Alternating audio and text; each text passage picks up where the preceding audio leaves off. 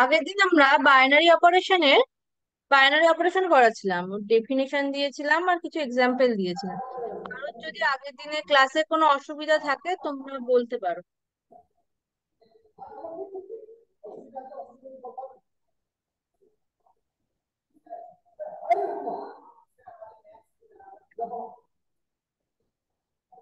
Madam just minute, আসলে কালকে এরা আমাকে রিপোর্ট করেছিল আওয়াজ ঠিকঠাক শোনা যাচ্ছে না, আজকে আমি নিজে বসে চেক করলাম তার জন্য। এবার দেখুন আর আমার কি কথা। বলছো? একটু জোরে, আমি শুনতে পাচ্ছি না, একটু জোরে বলো। আপনি আপনি কি আমাদের কথা শুনতে পাচ্ছেন? আমি শুনতে পাচ্ছি, হ্যাঁ বলো। আচ্ছা আচ্ছা আচ্ছা, ঠিক আছে। আমি ছাত্রদের দিচ্ছি।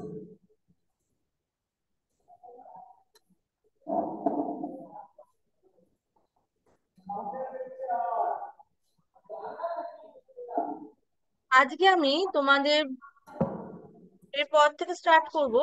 প্রথম হচ্ছে বিনিময় সূত্র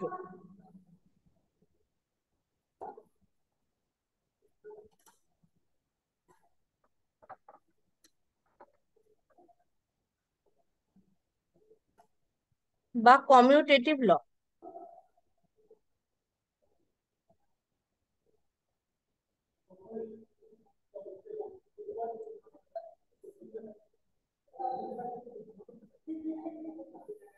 আচ্ছা, তাহলে বিনিময়ে কখন বলবো?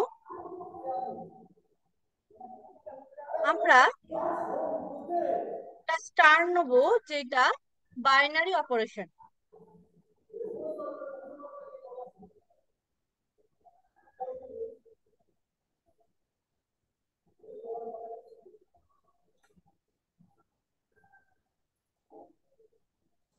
যেটা এস ক্রস, সরি,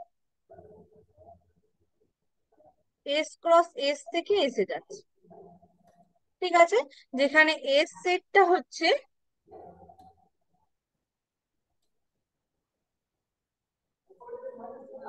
নন এম।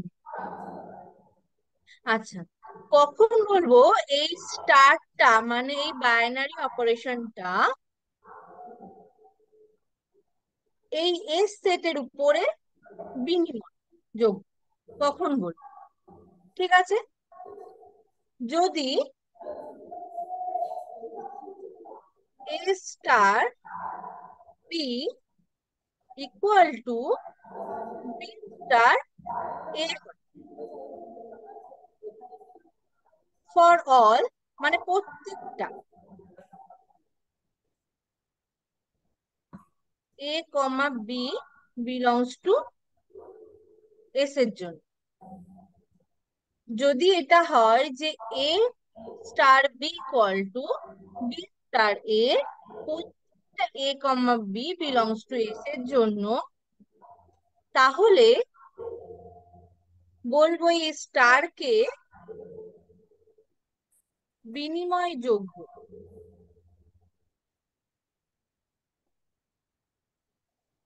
কোথায়? এস সেটের উপর।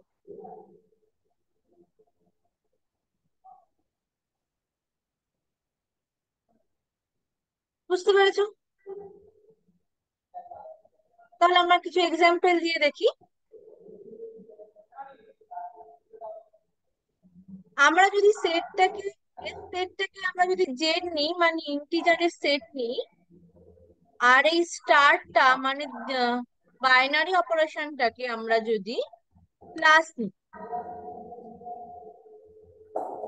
ঠিক আছে, তাহলে দেখবে আমরা জেড এর থেকে যে কোনো এলিমেন্টকে নিয়ে যদি আমি প্লাস করি, ধরো ধরো আমরা 5 নিচ্ছি, প্লাস 5 আর 2 নিচ্ছি, এটা কত হচ্ছে 7, প্লাস 5, এইটা কত হচ্ছে 7।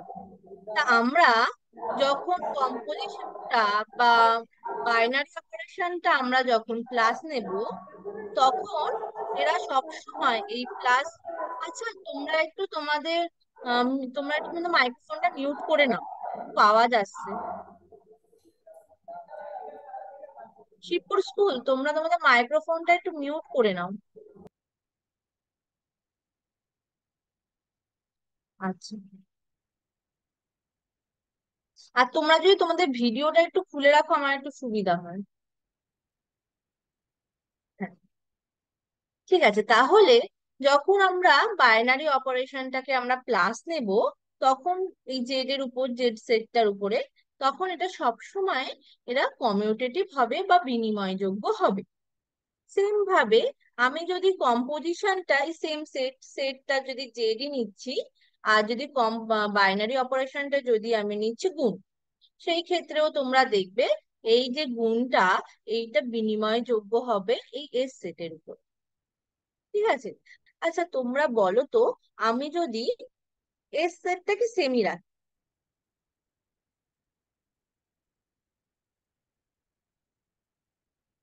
এস সেটটাকে জেড, আর আমি যদি বাইনারি অপারেশনটাকে মাইনাস নিই, তাহলে কি এইটা কমিউটেটিভ হবে?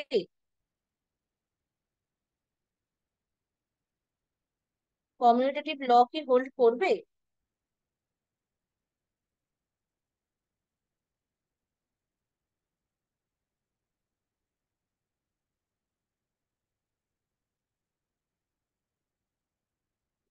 আচ্ছা তোমরা বলো যে যে আমরা যদি এসটাকে আমরা যদি জেড নিই, মানে ইন্টিজারের সেট, আর বাইনারি অপারেশনটাকে আমি নিচ্ছি মাইনাস, তাহলে সেইটার ক্ষেত্রে কি না কমিউটেটিভ হবে? তোমরা একটু বলো একটু ভেবে।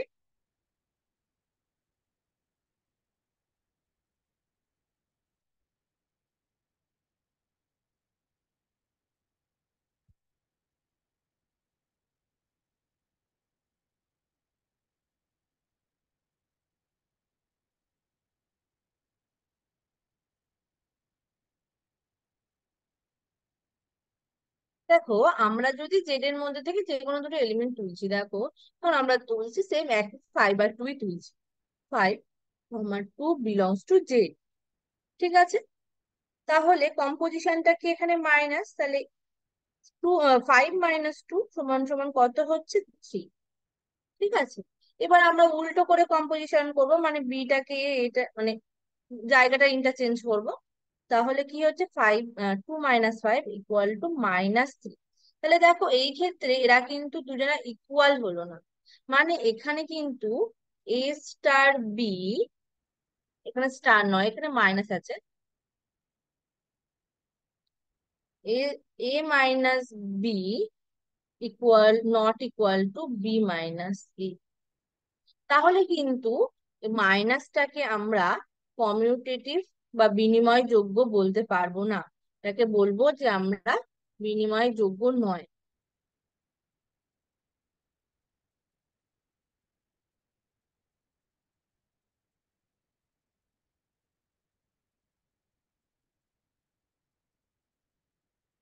ঠিক আছে, বুঝতে পেরেছো?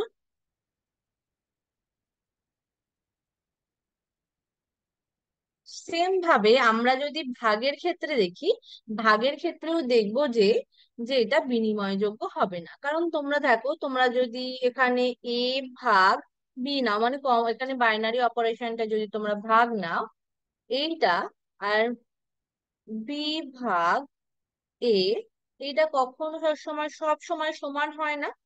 তাহলে এই ক্ষেত্রে বলবো যে এই ভাগটাও বিনিময়যোগ্য নয়।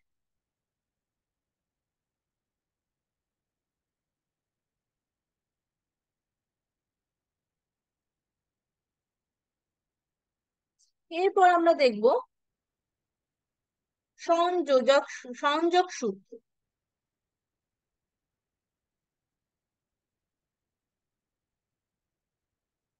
বা অ্যাসোসিয়েটিভ ল।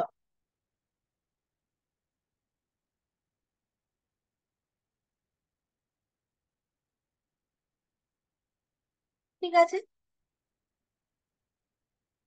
আচ্ছা, অ্যাসোসিয়েটিভ ল কাকে বলে, কখন বলবো অ্যাসোসিয়েটিভ? সেম একই ভাবে আমি একটা বাইনারি অপারেশন স্টার নিচ্ছি, যে স্টারটা এস ক্রস এস থেকে এসে যাচ্ছে। ঠিক আছে। যদি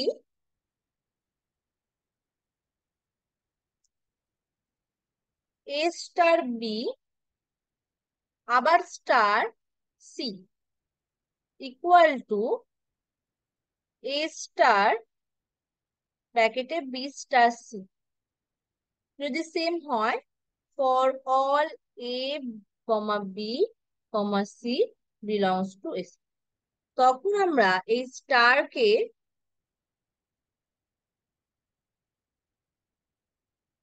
বলবো সংযোগযোগ্য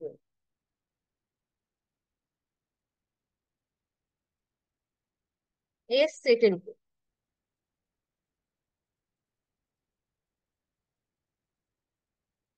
বুঝতে পেরেছো? তাহলে কি হবে, আমি যদি ব্র্যাকেটের মধ্যে এস স্টার বি করে তারপর আবার তাদের মধ্যে কম্পোজিশন করে স্টার দিয়ে আর একটা এলিমেন্ট সি কে, সেটা যদি এ স্টার ব্র্যাকেটে বি স্টার সি এর সঙ্গে কম্পোজিশন করি, এই দুটো যদি সেম হয়, প্রত্যেকটা A comma B comma C, প্রত্যেকটা এ বি সি এর জন্য, তাহলে কি বলবো, তাহলে স্টার কে বলবো সংযোগ সংযোগ যোগ এস সেটের উপর। ঠিক আছে? বুঝতে পেরেছো?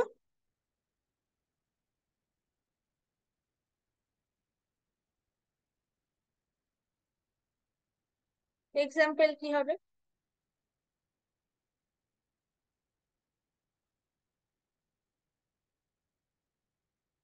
যদি এস সেটটাকে জেড নাও আর বাইনারি অপারেশনটাকে তোমরা যদি প্লাস নাও বা ইনটু নাও, তখন দেখবে যে এটা সংযোজক যোগ্য হবে বা কমিউটেটিভ ল এটা হোল্ড করবে।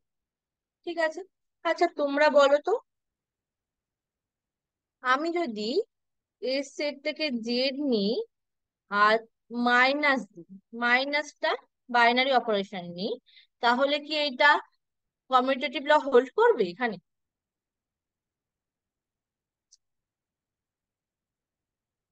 তোমরা একটু বলো, তোমরা কি শুনতে পাচ্ছ তো তোমরা আমার কথা?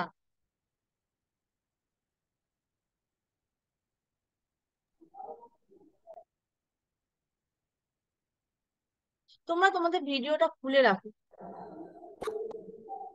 হ্যাঁ, আচ্ছা তোমরা বলো যে এই মাইনাস যদি নিই আমি, আচ্ছা এইটা কি তোমাদের কমিউটেটিভ, কমিউটেটিভ বলছি, অ্যাসোসিয়েটিভ ল হোল্ড করবে এখানে?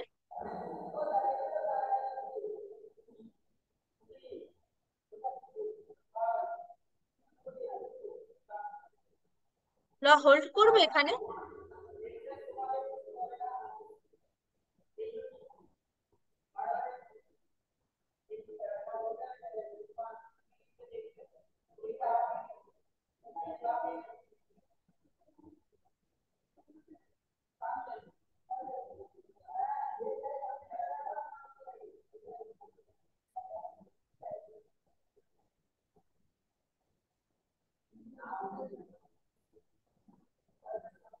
আচ্ছা, ধরো আমি এ বি সি তিনটে এলিমেন্ট আমি এইভাবে তুলছি। ধরো একটা হচ্ছে 6, একটা হচ্ছে 5, একটা হচ্ছে 4, এরা জেড এর মধ্যে আছে। ঠিক আছে? আমি দেখছি এই তিনটে এলিমেন্ট নিয়ে আমি অ্যাসোসিয়েটিভ এরা হচ্ছে কি, তাহলে কি হবে, এখানে কি আছে, মাইনাস আছে এদের মধ্যে। তাহলে আমি নিচ্ছি 6 - 4 - 5, এটা কি হচ্ছে, 2 - 5 - 3, এটা জেড এর মধ্যে আছে। আচ্ছা, এবার আমরা কি করছি, 6 ব্র্যাকেটটাকে আমরা এখানে দিয়ে দিচ্ছি। তাহলে দেখি কি হচ্ছে, 6 কত হচ্ছে, -1, তাহলে কত হয়ে যাচ্ছে, 6 + 1, তাহলে হচ্ছে 7, এটাও জেডে আছে। ঠিক আছে? তাহলে দেখো এই দুটো কি সেম হলো? সেম হলো না। তাহলে মাইনাসের ক্ষেত্রে কমিউটেটিভ, এই অ্যাসোসিয়েটিভ ল হোল্ড করে না। ঠিক আছে? বুঝতে পেরেছো তোমরা?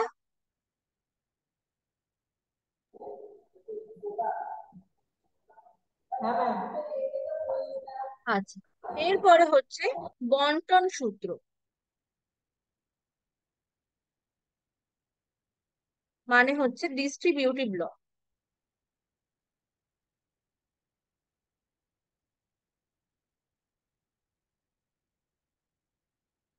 এই ক্ষেত্রে আমরা দুটো বাইনারি অপারেশন নেব। ধরো এখানে আমি নিয়ে নিচ্ছি, একটা হচ্ছে স্টার, একটা হচ্ছে এটা।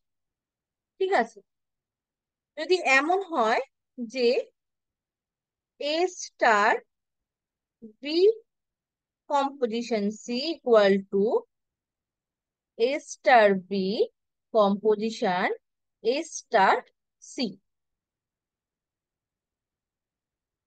আর কি হয়, B composition C star A equal to হয় B star A composition C star.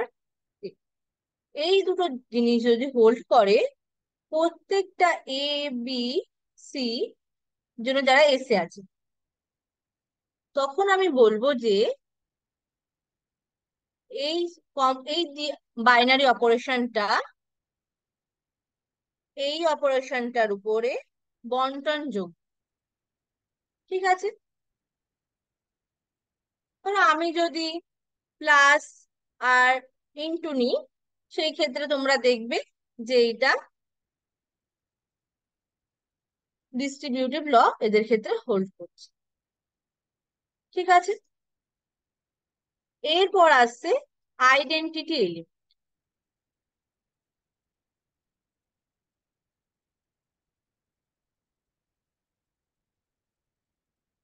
Identity element কাকে বলবো? যদি এমন হয়, এখানে বাইনারি অপারেশনটা ধরে নাও স্টার, যদি এমন হয় A star E equal to E star A equal to, যদি এ হয় for all A belongs to S, তাহলে এই ইটাকে বলবো আমরা আইডেন্টিটি এলিমেন্ট।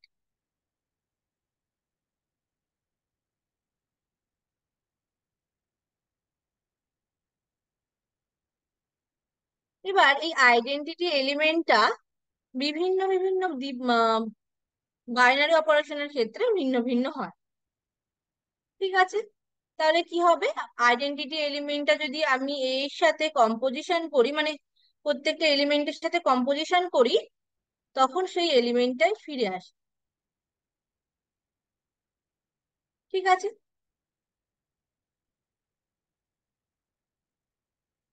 আচ্ছা, আমি যদি এই বাইনারি অপারেশনটাকে প্লাস নিই, তাহলে সেক্ষেত্রে বলো তো যে আইডেন্টিটি এলিমেন্টটা কি হবে? মানে সব এলিমেন্টের সাথে কি প্লাস করলে আগে বা পরে সেম এলিমেন্টটা ফিরবে।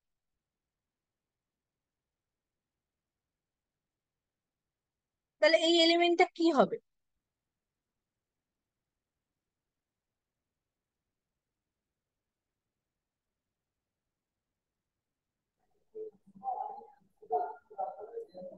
হ্যাঁ, জোরে বলো একটু। জিরো। হ্যাঁ, জিরো। তাহলে এখানে যদি আমি জিরোটাকে অ্যাড করি, তাহলে সেই এলিমেন্টটাই ফিরছি। তাহলে ক্লাসের ক্ষেত্রে আইডেন্টিটি এলিমেন্টটা কি হচ্ছে?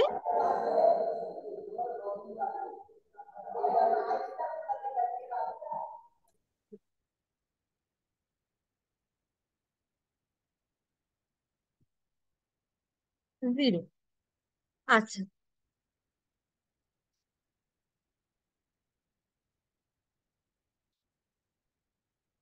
আচ্ছা, তোমরা বলো তো, আর একটা বলো, যে আমি যদি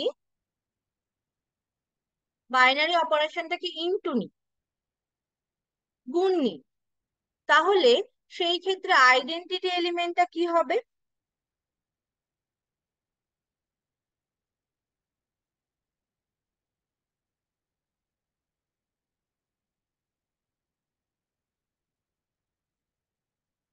আমি যদি বাইনারি অপারেশনটাকে গুণ নিই, তাহলে আইডেন্টিটি এলিমেন্ট কি হবে? মানে তোমরা আগে ভাবো যে কোন কোন এলিমেন্টের সাথে কি গুণ করলে আগে বা পরে, তাহলে সেই এলিমেন্টটাই ফিরে আসবে।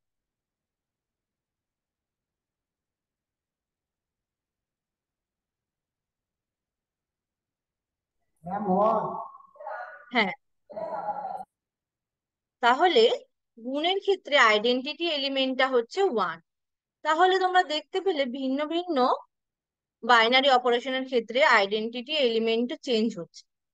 ঠিক আছে, এরপর হচ্ছে inverse element, inverse of element.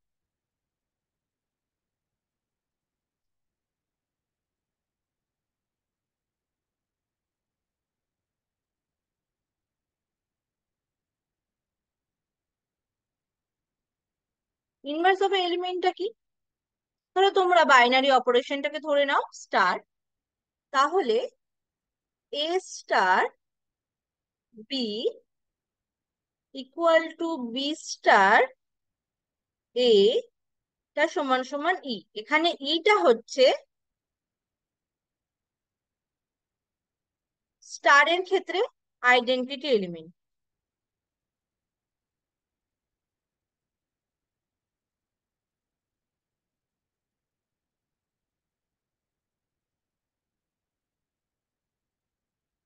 ঠিক আছে, তাহলে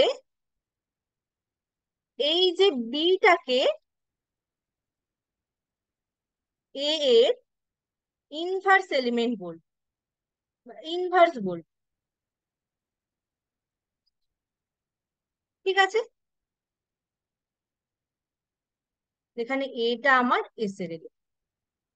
ঠিক আছে, তাহলে কখন বিটাকে এ এর ইনভার্স বলবো? যখন A star B equal to B star A equal to identity element হবে, তখন বলবো যে বি কে বলবো এর ইনভার্স এলিমেন্ট। ঠিক আছে, আচ্ছা, আমরা আইডেন্টিটি এলিমেন্টের ক্ষেত্রে দেখলাম আলাদা আলাদা বাইনারি অপারেশনের ক্ষেত্রে আইডেন্টিটি এলিমেন্টটা চেঞ্জ হচ্ছে, তাই তো? কিন্তু প্রত্যেকটা এলিমেন্টের ক্ষেত্রে আমরা ওইভাবে আইডেন্টিটি এলিমেন্টটা করি না, কিন্তু ইনভার্স কিন্তু প্রত্যেকটা এলিমেন্টের ক্ষেত্রে আমরা দেখব। ইনভার্স কিন্তু প্রত্যেকটা এলিমেন্ট আলাদা আলাদা এলিমেন্টের কিন্তু আলাদা আলাদা। ঠিক আছে, আচ্ছা,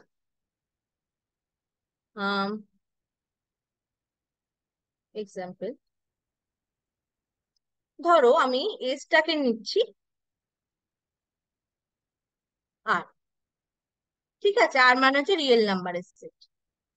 ঠিক আছে, আমি বাইনারি অপারেশনটাকে নিচ্ছি প্লাস। ঠিক আছে, তাহলে আচ্ছা আমি একটা নির্দিষ্ট একটা এলিমেন্ট তুলছি 5। আচ্ছা বলো তো ওই 5 এর ইনভার্স এলিমেন্ট কি হবে?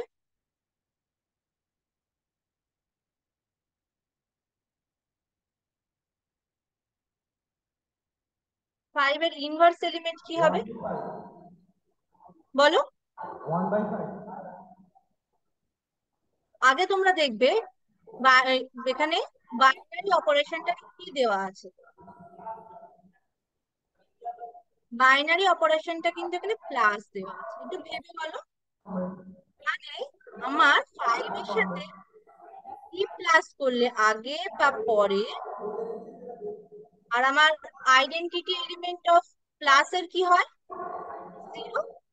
তাহলে কি করলে প্লাস, তাহলে সেটা আমার 0 হবে। এটা ভেবে বলো।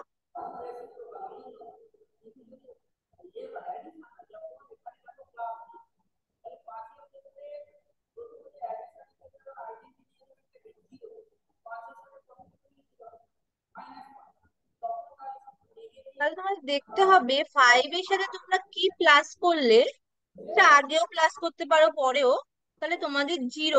0 কেন লিখছি এখানে? প্লাসের আইডেন্টিটি এলিমেন্টটা হচ্ছে 0।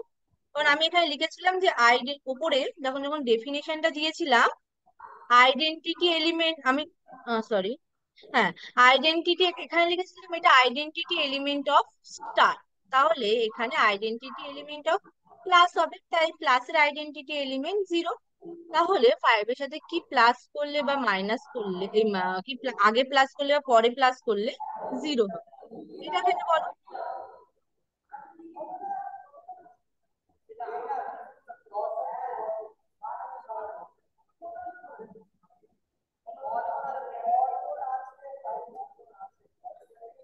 আচ্ছা তোমরা দেখো, আমি যদি এখানে -5 করি,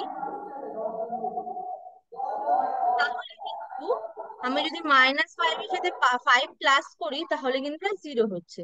তাহলে প্লাসের ক্ষেত্রে 5 এর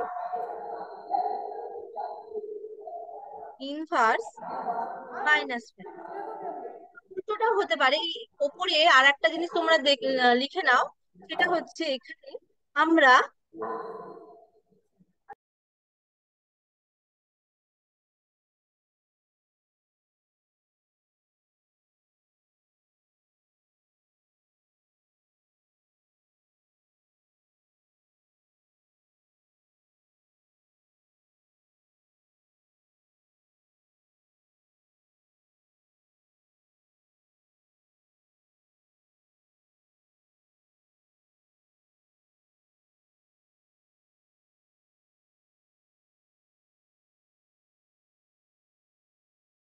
এ কে মাইনাস,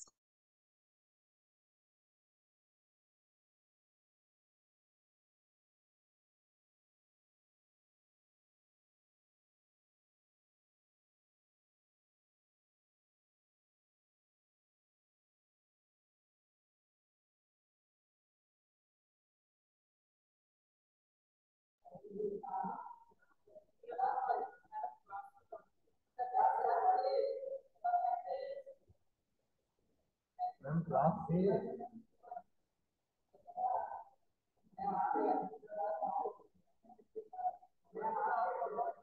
সরি আমার একটু নেট, তোমরা যেটা বলছিলে যে 1/5 হতো, ঠিক আছে, কারণ এখানে তোমার বাইনারি অপারেশনটা হচ্ছে ইনটু, তাহলে এখানে আমাদের আইডেন্টিটি এলিমেন্টটা তখন তো 1, তাহলে এর সাথে কি ইনটু করলে 1 হবে, সেক্ষেত্রে তোমরা 1/5। তোমরা যেটা বলেছিলে সেটা হচ্ছে এই গুণের ক্ষেত্রে সেটা হতো, ঠিক আছে। এই অবধি তোমরা বুঝতে পেরেছো ইনভার্স এলিমেন্ট অবধি? কারোর কোথাও অসুবিধা আছে? আচ্ছা ঠিক আছে, তাহলে আজ এই অবধি থাক, এর পরের দিন এর পর থেকে কন্টিনিউ করবো। ঠিক আছে।